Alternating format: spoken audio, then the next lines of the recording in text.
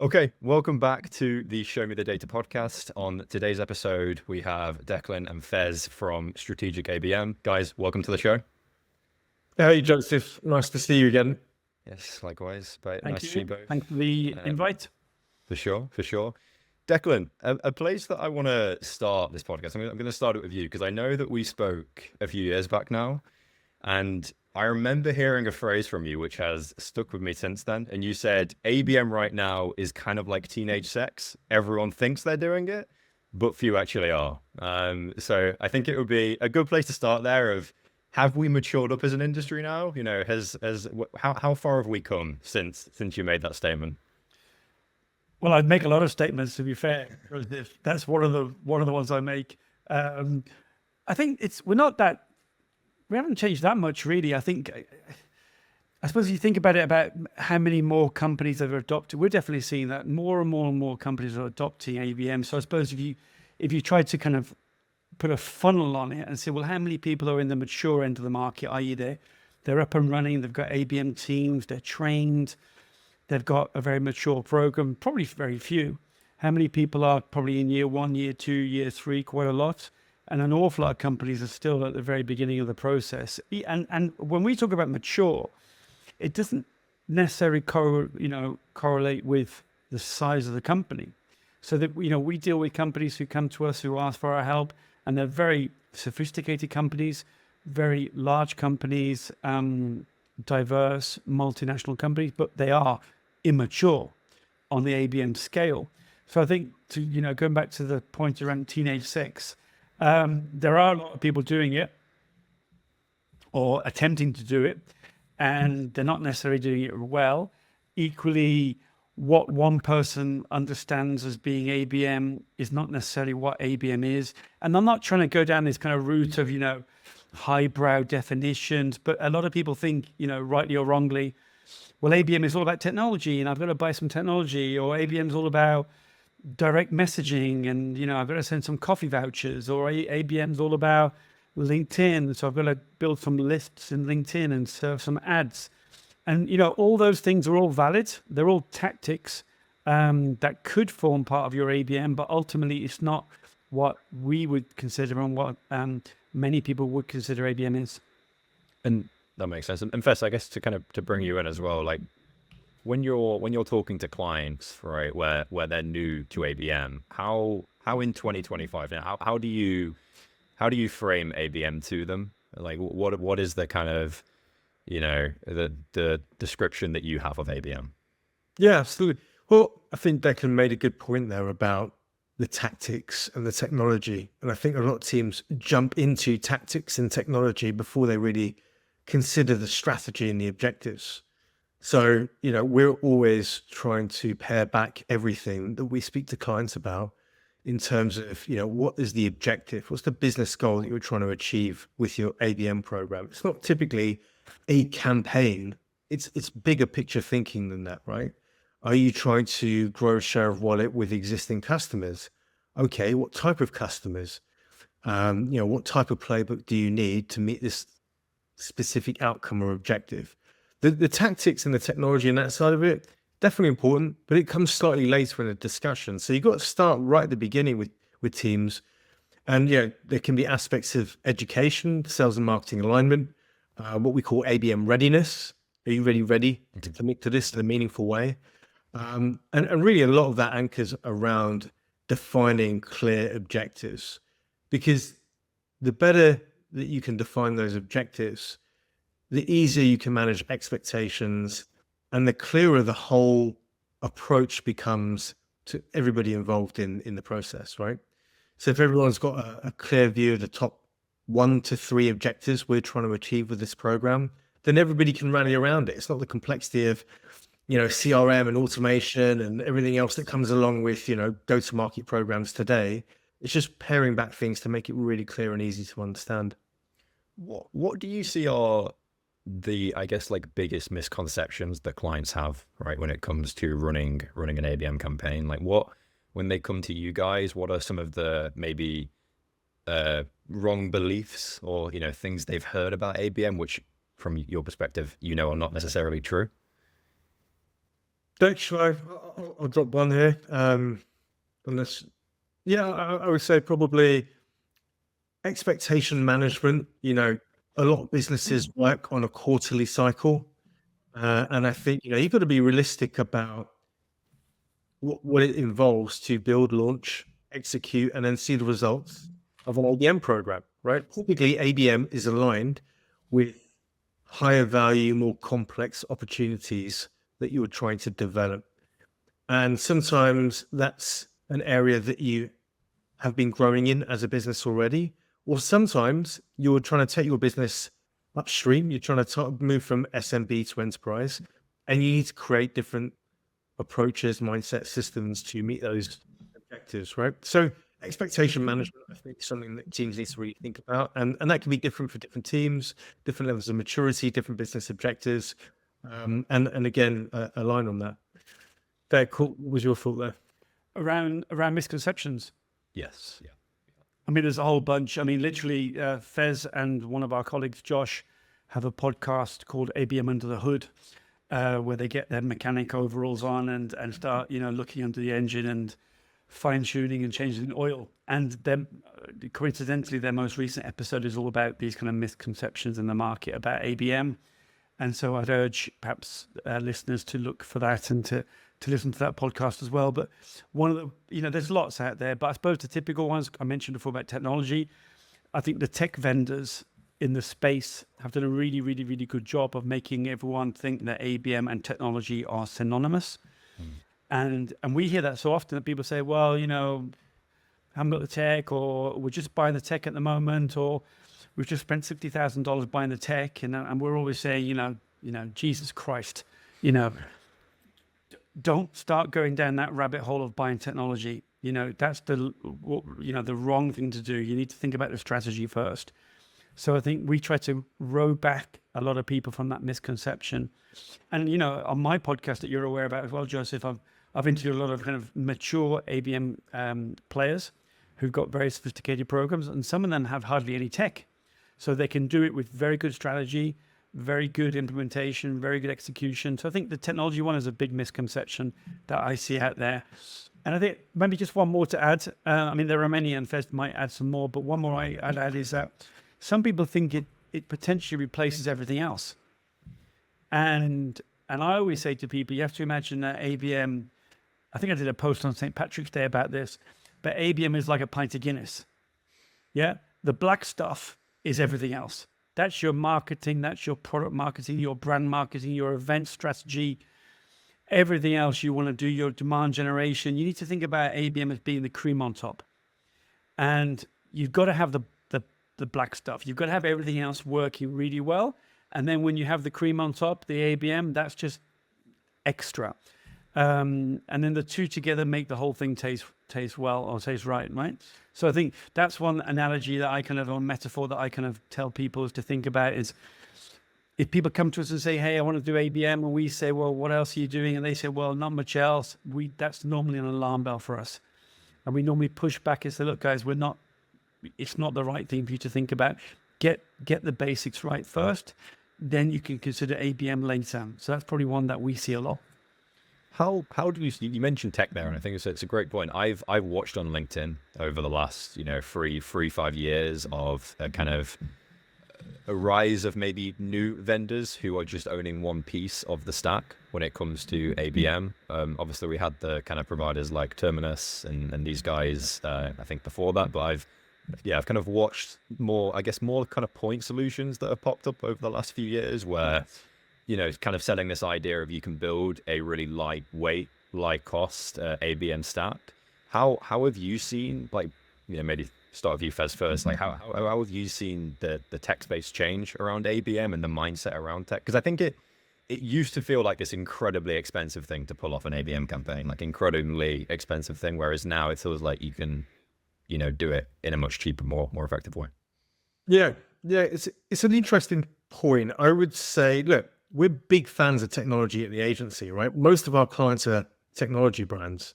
I love geeking out on new tech for sales and marketing, as does everybody in the agency. And we use some really cool tech at the agency ourselves.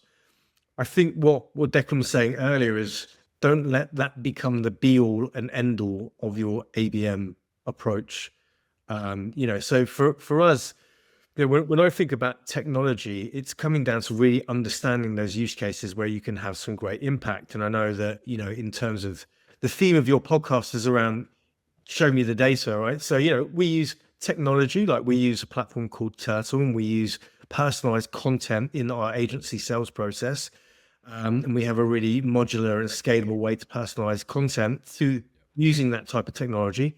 And that definitely helps us accelerate sales cycles, because we run sales cycles without personalized assets, and we run it with, and we definitely see an impact on deal velocity when we use that type of technology.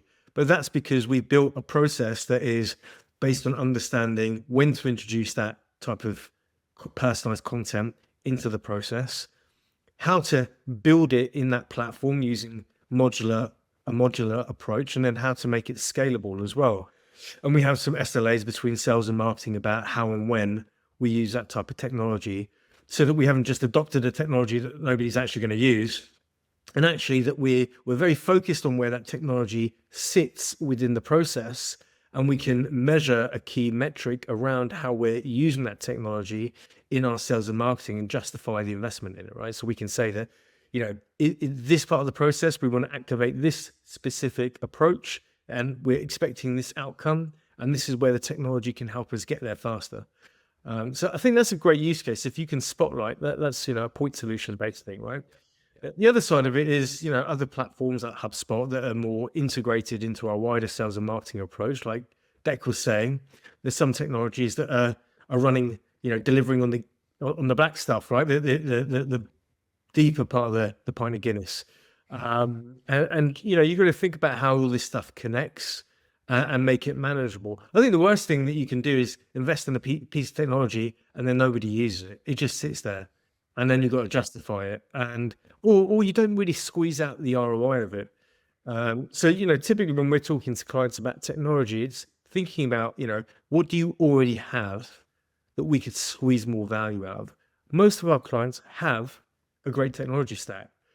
They're just underutilizing it.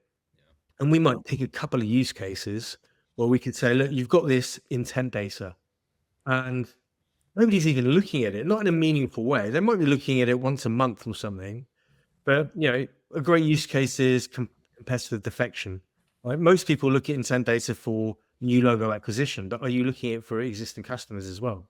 So there's a whole bunch of tech that clients already use. It's about firstly squeezing the value out of that, and then looking at what else you want to bring into the business. Declan? Not a huge amount to add, really. I think Fez in our business is very close to technology because he's engaged with our customers every day, and he's across that whole kind of tech platform, tech landscape. I think my point would probably just be there's some really interesting stuff out there, the likes of, Hockey Stack or Clay. There's a whole lot of, a whole bunch, and every day there's something new. It's quite hard to keep up with it, to be quite frank. But I think it's just a case of, what are you trying to achieve? As with anything, any strategy, business strategy, corporate strategy, human resource strategy, anything you're trying to do, what are you trying to achieve? If there's a technology that can help you enable that, marvelous. But always think about what you're trying to achieve, and then seeing. And I think Fez's point is a very good one, because we hear that so often that companies buy technology, but they don't really. Very often they end up, not renewing contracts with their technology partners because they're just not getting any value out of it. And I think part of the problem is actually the technology partners aren't doing a good enough job of helping their customers to get real benefit from their technology. And I think a lot of people do the sale, but they don't really do the after sale. And I think that's probably where these technology companies need to step up a lot more. And that's where very often we come in, helping companies to get the most out of their technology, as Fez mentioned. Yeah, it's why I love companies like Clay. You go to their YouTube and they've got, hours and hours and hours of content on how to use their tool with creators showing different use cases and different, I've learned so much out of it just because they've got so much content available on how to implement. Before kind of transitioning to the main part of the conversation, which is around personalization, I think this does kind of link in. We've obviously seen all of these tools, our B2B, I think Vector, these kind of personalization tools where they, instead of showing up the accounts that are looking at your site, they show up the actual people and the individuals. I'd love to just get both of your takes on these tools. I guess the value in an ABM stack and an ABM campaign. It feels like it's the most highly debated topic on LinkedIn every now and then at the minute. So yeah. Yeah, in terms of, you're talking about people-based People-based. identification, right? Yeah. So yeah, I think, it's a gray area. It depends on what part of the world you sit in and whose regulatory compliance you're working under. A lot of businesses today, they have their own legal stance on what is acceptable from a data perspective, right? And then you have the legal framework that you're working in, typically at a regional level. And I won't call out specifically any technologies, but it's more, again, your strategy around it, right? So all of this stuff comes down to what makes sense for your business, depending on the size and shape of your business. What's the risk around these things? So you need to think a bit about it from a risk and compliance perspective. In my view, the best thing to do is err on the side of caution and be slightly risk averse. And, when it comes down to, like Declan said, what are you trying to achieve with that type of technology? In the B2B marketing scenario, I'm not trying to figure out what you have for breakfast. I mean, on B2C, Kellogg's are literally trying to figure out what you had for breakfast, right? But we're not trying to achieve that. So we're trying to figure out what is meaningful personalization, what is the value of timing and relevancy, right? So a lot of these technologies, they're trying to identify that 5% of the market that are in market for your solution. 95% rule. 95% of the market are in like a unaware or aware or research phase. 5% are in 5 to 8% or less, maybe in a buying motion, right? So some of the data that you might see around that type of technology is trying to figure out that 5%. But ultimately, you need to get the balance right about the level of personalization that you're going to activate around that type of technology. Now, you might have access to that technology, but you might use it differently in different regions. And you might have different levels of visibility to different teams in different regions. You've got to think about some of this stuff from a compliance and strategy standpoint. I think there's a huge value in having data and insights, but it's also how you leverage that.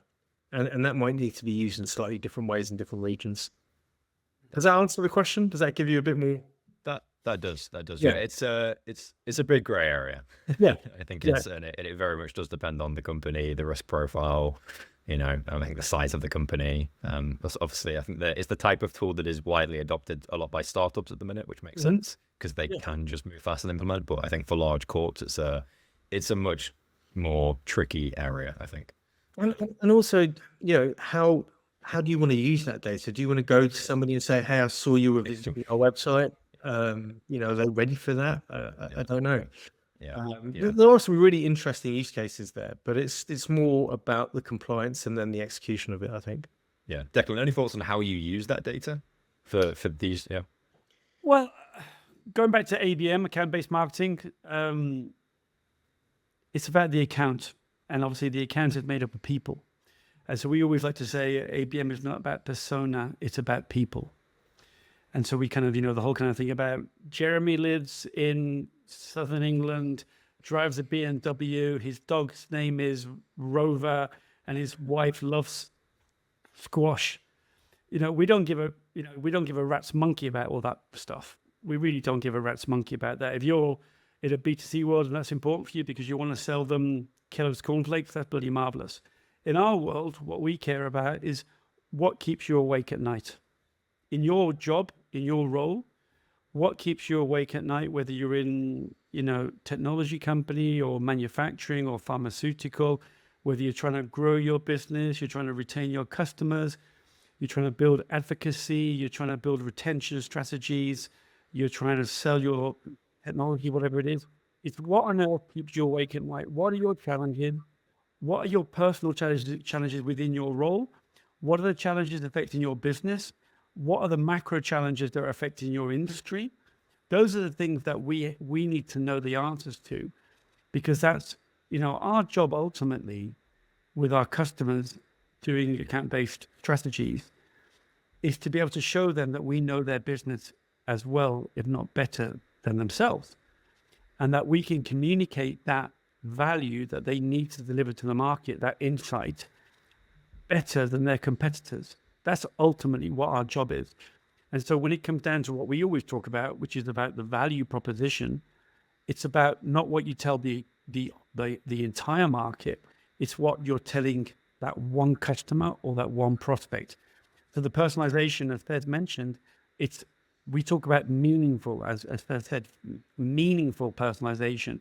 So that would be about, whether compliance is an issue, whether GDPR is an issue, whatever the issue is at the moment, how do we talk about that? And then how do we then say, well, look, you've got a solution that helps the market.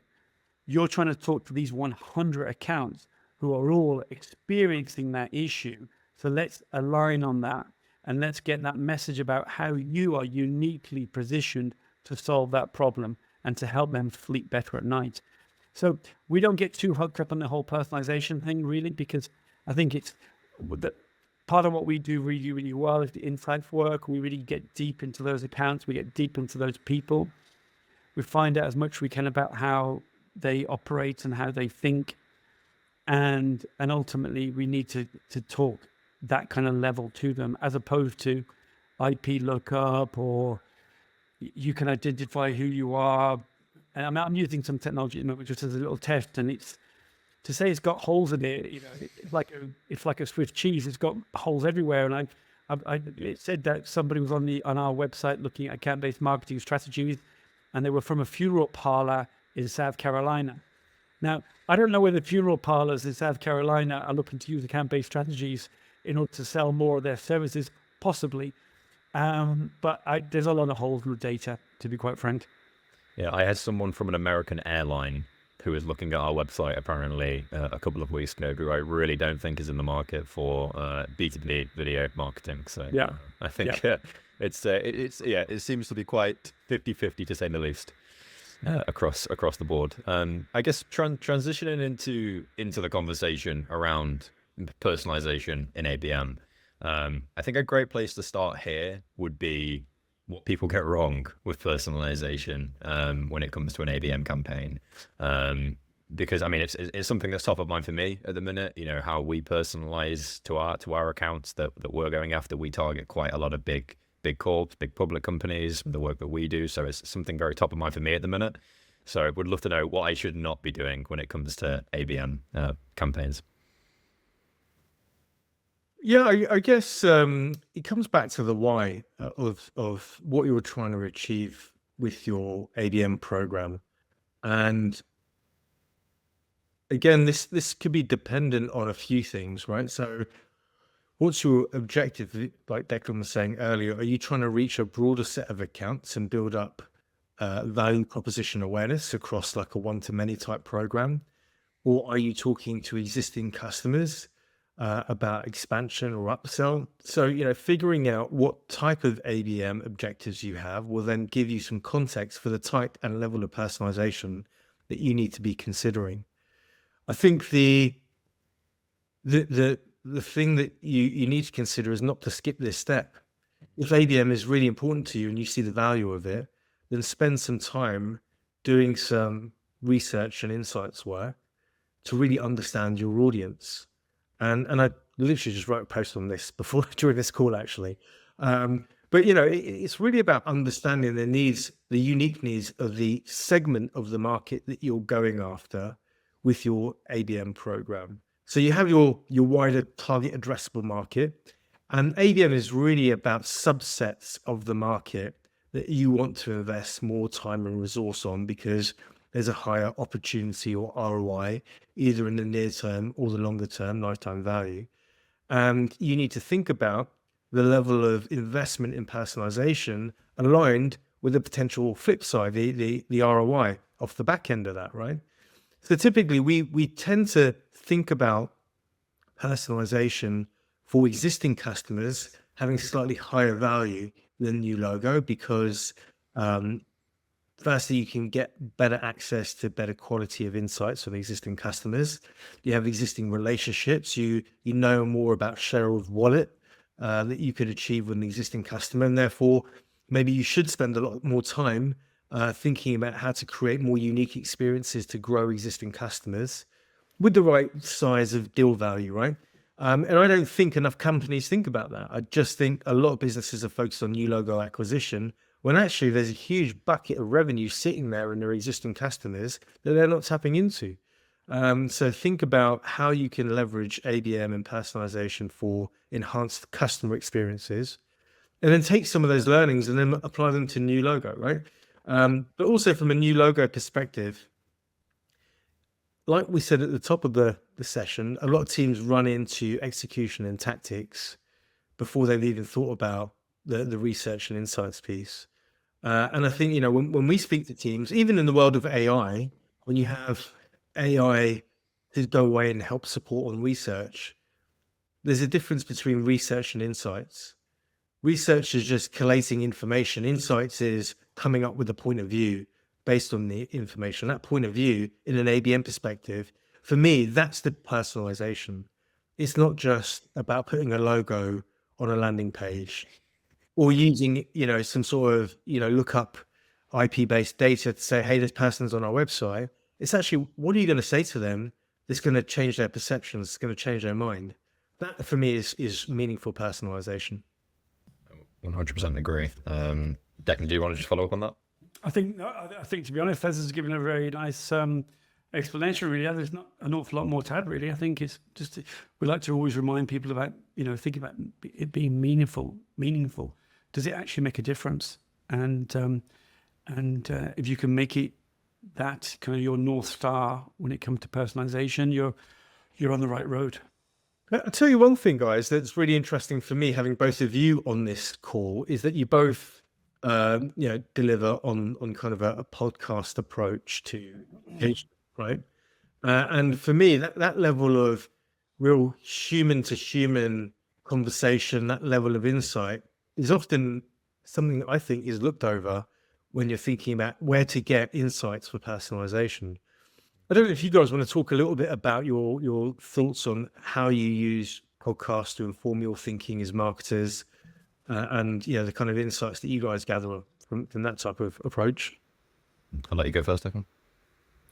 Well, I mean, how I use podcasting to inform my thinking. Is that what you said, Fez? Or you're thinking about how you talk to your audiences, you know, based on what you're hearing in that one-to-one conversation. How you, because you use it in some really interesting ways. That, I mean, you take one podcast and you turn it into content for months, but you also, you know, think about the kind of persona-based insights that we gather from that kind of podcast interview. Probably the same with Joseph, really. I think the fact is that I learn a ton. I learn so much. I mean, it's like a free MBA course, to be honest. I'm very fortunate to be able to interview, you know, such amazing ABM thought leaders from, you know, leading companies, and to get a little bit of insight into their world and spend some time with them, because obviously between the prep call, which is normally an hour, and then the interview, and then obviously there's a whole bunch of back and forth and conversations, and I end up spending a lot of time with people. So a lot of them have become firm friends and firm acquaintances, and the relationships have lasted for many years. And I've almost got like a very large network now of people who I can lean on and ask help for, and they're constantly providing input into other things that I'm working on, or I'm helping with the agency, or so that's from a network and a community point of view. I think it's phenomenal, and I think from a learning point of view, I think it's incredible. And I think then from a marketing point of view, obviously a lot of that insight that I get does apply, and I do apply it then to our marketing. And obviously then, as you mentioned, Fez, we obviously repurpose a lot of this content to share in as many formats as possible, because some people want to consume audio, others video, others long form text, others short form. It's, you know, our job, Joseph's job, my job is to try to help people understand some of these issues, and then to provide them with the content in the format that they want to consume it in, really, and in as many channels as possible, because you just don't know where people are going to hang out, right? 100%. Yeah. I mean, just to give like a specific example here. So we made a report earlier this year. It was like we analyzed 80 B2B video podcasts, podcasts that were made mostly on YouTube. And a lot of how we got the research for that report was by me interviewing over the last, call it, year, 18 months, 30, 40 different, B2B marketers about YouTube, about how they use podcasts as a marketing tool. A lot of the research that came and was put into that report, I just would not have been able to get without going and speaking to those people. And the benefit of doing that is that when we had the report ready, we could share it with all of those people. They shared it with their teams, they put it across their networks. So I think it can become a really, really smart content tool, and just, I guess relationship tool, obviously, but also just a really smart way to produce content that isn't necessarily just like, LinkedIn clips or content that's shorter term. You can do a lot more with it. Yeah, I think that type of research and insights is really powerful in a number of ways. Commercially speaking, like I said, if you skip over some of these steps, you lose out on some intrinsic value that you can deliver back to your business in a few ways. You get that insights piece, market insights, you get the content piece, you get sales enablement for, how do you grow your business, all this kind of stuff, which, I think if you're just jumping straight into running LinkedIn campaigns and launching technology, you miss the research and insights bit, then, there's value there. And I think teams sometimes get lost in where that value is. Partly because, we work in technology space, there's a lot of product marketing that happens there. The product marketers probably know better than anyone the value of research, to be honest. 100%. What does that, when you guys are working with a client, and perhaps you can share, examples here, depending on whether it's a one-to-one or kind of one-to-few, one-to-many campaign, can you show how the account research phase differs between each of those phases? So one-to-one, one-to-many, one-to-few. How does the research process look like? How much research are you putting into, a one-to-one versus a one-to-many? Well, it's a good question. I mean, there are clear differentiators in terms of the level and type of personalized insights and research that you would undertake for different types of programs. At the one-to-many level, it's slightly more macro. It's probably your baseline research, looking at key markets, depending on the product and solution area. That's probably more akin to product marketing type research, right? You're really looking at the market, and if you're looking at an industry, even within that industry, key sub verticals within the industry, you can look at, banking, financial services, but just within that segment, there's like insurance or, fintech, that you can get quite narrow in terms of an industry focus within one-to-many. And I think, people lose sight of that a little bit because they just talk about, we're going to go after financial services. Well, who in financial services are your sweet spot accounts? Let's build that sweet spot account list. That may be a sub vertical of accounts. Still a sizable list, but you're talking to them in a quite a specific way, with a clear point of view, and you need to build some insights around that, right? So you're doing kind of market research, and you're thinking about competitor insights at that broader level. If you take that a level down and you're looking at one-to-few, then you're typically thinking in an ideal world, when you're looking at true ABM, probably I would say 10 to 20 accounts max. Some teams push that up to 50, but then you start to lose the value of that tighter grouping of accounts, that cluster-based approach. At that level, you're starting to go from a market level view to that account level view. And you're starting to dig into those accounts in a more meaningful way. You're starting to really understand the decision-making units and the buying committees within those accounts. The key personas and job titles, you'll have some of that from the market level view, but then within the one-to-few, you're actually building out the org charts for those specific accounts, right? And you're thinking for the top 15, 20 accounts, I want to know, like Declan was saying earlier, not just the personas, but the people we want to target and build relationships with.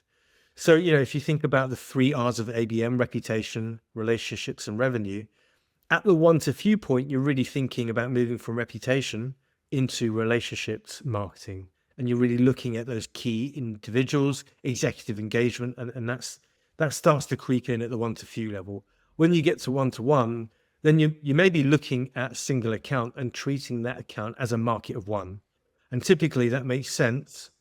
And I'll talk about deal-based marketing in a minute, but one-to-one ABM in the traditional sense is you have a large account, and maybe like a large manufacturing company. I don't know, let's take Honda, for example, and they have manufacturing plants globally. And you're trying to build an expansion program. You've run a bit of business with their team in the UK. Now you want to grow and expand into different pockets of their business internationally. That's a true one-to-one expansion play, right? And you're building out decision-making units across that business. You have HQ, but then you have decentralized buying teams, right? So you need to map all that out, build insights around it. It's almost like a one-to-few program for a single account. That's one version of one-to-one ABM, right? And there's different flavors and different levels of all this stuff. But I think sometimes that gets confused with what we call deal-based marketing or tactical ABM. Deal-based marketing is typically, you've brought an account in, they're somewhere in the sales cycle, they've gone from one to few. Now you want to do something that feels more one-to-one with them, but it's not in the traditional sense of one-to-one expansion program. It's more deal-based. And you need to recognize the differences here, because you have different levers to pull in these different types of programs. And when I talk about levers, I'm talking about relationships that you might be able to access and how much kind of essentially political capital you have within the account to help get decisions made or reach new people within the account. So the level of research and insights can change, like you say, from one to many to one to few to deal-based marketing. And then you get into one-to-one account-based marketing, which is a different scope of insights work. Does that give you a few ideas? Yeah, definitely. Yeah. Any thoughts from your perspective about? No, I suppose just for the audience, if you think about the origins of ABM 22, 23 years ago, I think, prox, it was a couple of large corporations, Unisys and Accenture, who were looking to do, they saw that they had key account managers, key account directors inside these accounts that were of importance to them, because they were delivering so many different solutions and consultancy services into very, large and complex organizations. And they kind of realized that they were missing a trick because they didn't have marketing dedicated to those accounts. They had sales, customer service, but not marketing. So if you think about very often the way I like to explain ABM is that imagine you have a CMO inside an account that is either a customer of yours or a prospect that you want to win. If you can imagine that you've dropped a CMO inside there, that's a way to understand. So then going back to your question around insights, the depth of insights will be commensurate with the value of the account to you. And so as Fez mentioned, one-to-many is much lighter touch. One-to-one can be significant because the value is there. And therefore the power of the insights is really, it's really commensurate with the exchange that you will get in terms of, lifetime value, LTV, and all the other key metrics that you consider are important when you're thinking about customer acquisition and customer retention, really. That makes sense. When thinking about one-to-one, because I imagine a one-to-one style ABM process is where a lot of teams and companies probably do get a little stuck in terms of where do we even start with trying to, formulate like you said, Fez, like mapping that kind of process for how we're going to go about this. What does the account research process look like? I guess all the way up until the point where you're going to then start, trying to expand the deal, if it's a new deal, or going after a new account. What does that process look like for a one-to-one account specifically? What are some of the research points that you look for an account? Yeah, again, it ties back to your objectives, right? There's so much information and data available nowadays. It's not a lack of information. It's understanding the right type of information that you need. And it comes down to your objectives. What are you trying to achieve with your ABM program? So, in this scenario, I think you're describing, let's say, that it's a once a few program and you've selected a smaller set of accounts and you're trying to build a more personalized approach into that set of accounts. And for me, the insights piece there is really about customizing a value proposition to talk to that set of accounts in a way that they would talk about it internally. So the insights piece for me is almost, how do you help articulate your value proposition in the language of the customer? And the insights is uncovering, how do they talk about this challenge in their business? So again, there's so many different ways that you can look at this stuff. One way is, for certain opportunities at the right stage, you might go and review, depending on the size of the organization, their annual report or shareholder statements. And you might look into, how are they talking about the specific strategic objective? How's the CEO talking about that? What language are they using? Are they talking about ESG? How are they talking about it? Where are they in their ESG journey? And how can we use their own language back to them? That's the bit that you want to try and hook into, because the value proposition piece really is the easier you make your message digestible to the person receiving it, because they actually, this is how I talk about it. This is how we're talking about it. This is an easy story for me to sell internally, because this is actually how we talk about it. You're not pushing your product message on them. You're actually helping them build the business case, essentially, right? And, the way that we think about it is building the business case or executive summaries or executive briefings that help you to talk their language in some way. So the insights for me can come from Clay. It can come from intent data. It can come from talking to customers, customer advisory boards. It can come from talking to the sales teams. There's a whole bunch of ways to collect that insights. But then it's about, what do you do with it? What's the next step? And for me, it's actually creating that customized value proposition, the narrative that you promote into the account. Yeah, that makes sense. Beck, any other thoughts about that? No, just it touches on the point that we mentioned earlier about, it's not what you tell the whole market, it's what you tell one account or one subset or cluster of accounts. And that's a lot of companies. Sometimes when we're talking at the very beginning of the process, they're not quite familiar with what the whole kind of account-based marketing value proposition is. And they think that, we've got a value proposition. We're very happy with it. It's been worked really hard by our brand team. And then we have to kind of take through an education process to show that the power of a VP just for the accounts that you're actually interested in engaging with, and how that VP, when it's so laser focused and targeted on that short subset of accounts, you can really penetrate them, cut through the noise very easily. So, we've had lots of great sessions where we do these kind of value prop presentations, and the customers are like, their mouth, drops open, because they didn't really see their own value in that way. So it's a great piece of work, actually. It's really, when we show this to customers, it's really insightful. Yeah, I'll just add on to that, actually, Dave. It's a good point about, if you were to visualize, where does ABM add value within a business typically, Joseph, you've got, I'd say SMB, mid-market, enterprise, large accounts, and you've got like kind of a product marketing team, you've got a demand gen, you've got field marketing, you've got the sales team, you've got leadership. ABM's job is to kind of nestle between these teams and then really think about, how do we want to talk to this particular set of customers? How do we bring these perspectives from product marketing and the needs of the sales team and the field marketers? How do we bring them together and create almost like a messaging framework that everybody could use to talk to this particular set of accounts?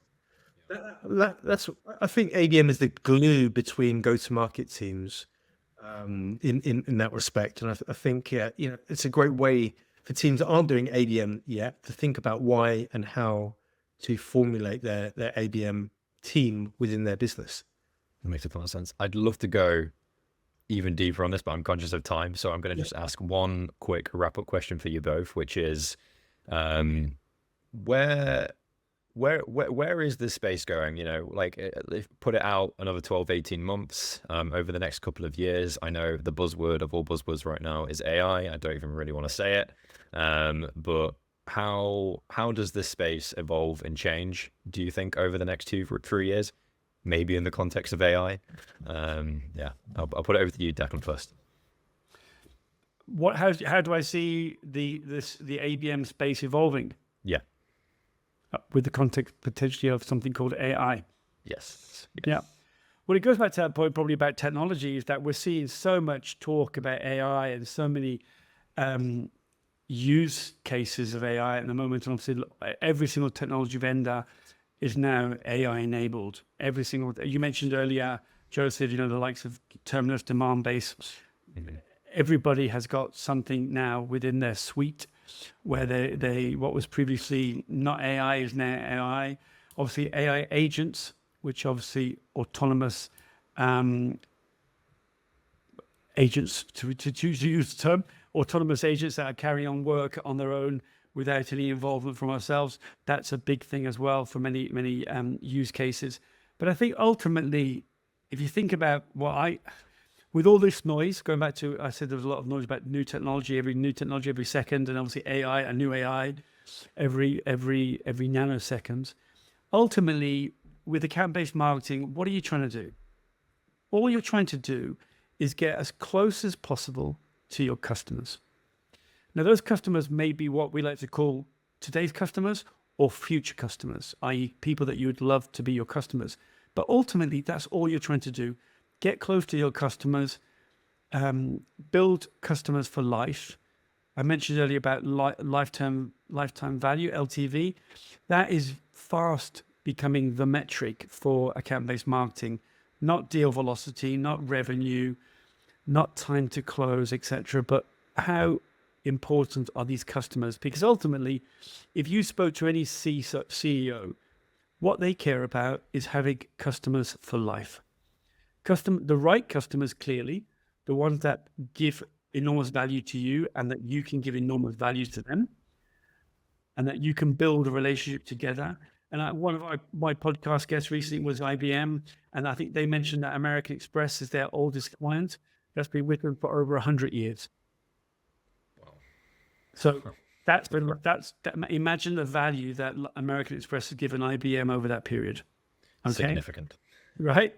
So, and we've got customers within our agency that we've been customers of ours for 10, 11, 12, 13 years.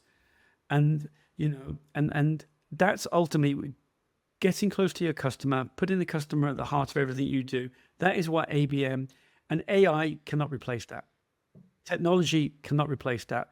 That is knowing the customer, building a relationship, coming up with strategies that are human first strategies that are around engagement and making a difference. And I don't mind anybody shooting me down for this, but AI and technology is not going to replace that.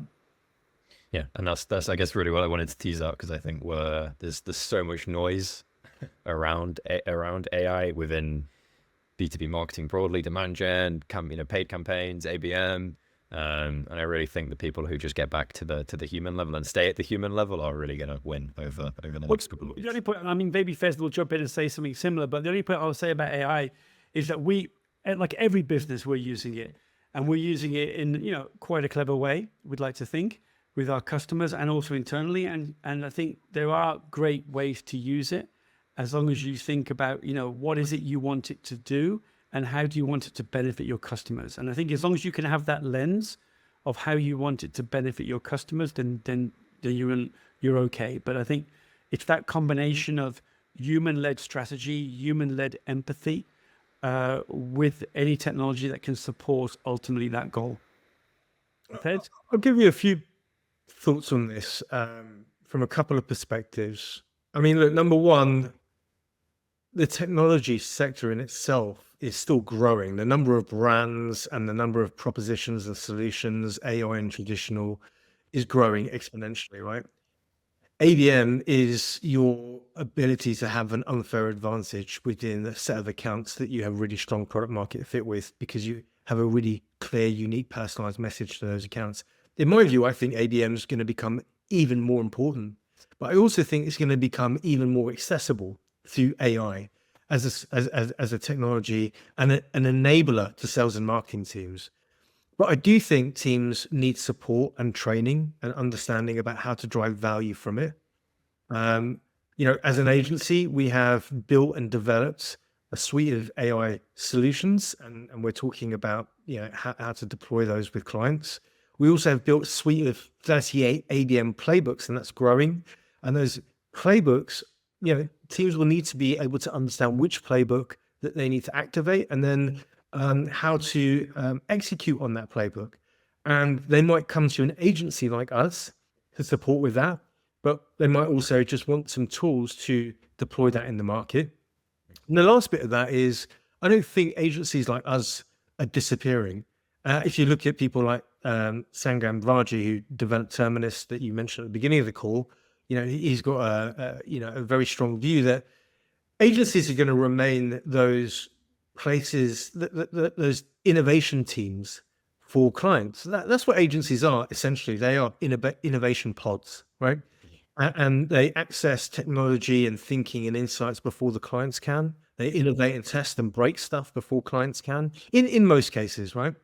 And they work across so many different scenarios, different types of organization, different clients, to gain the learnings of breaking and testing and figuring stuff out so that they can share that value and knowledge with customers and clients. That's what clients are paying for. They're not paying us to launch a bloody ABM campaign.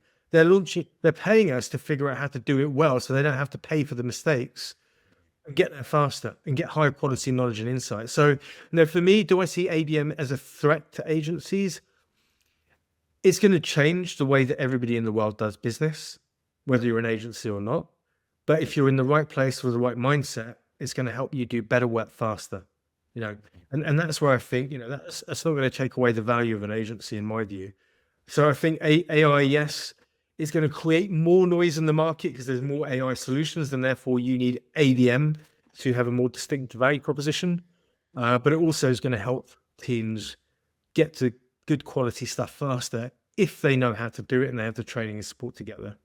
Yeah, I think just quickly, I think in some ways AI is probably going to end up being more potentially beneficial to smart agencies than it is even maybe to the vendors of the AI SaaS businesses themselves, right? Because it's the agencies that are going to leverage a collection of all of these tools, string them all together and create probably a lot more net value for their customers, right? Or a lot more value for the teams that they're working with. So I think in some ways, actually for agencies who use all of these tools and process them all together, there could be a lot of value created there, I think.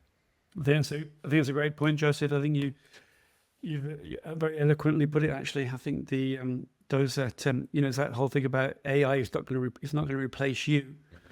What's going to replace you is somebody who knows how to use AI, right? 100%. And that's what your point around agencies is probably a very valid point.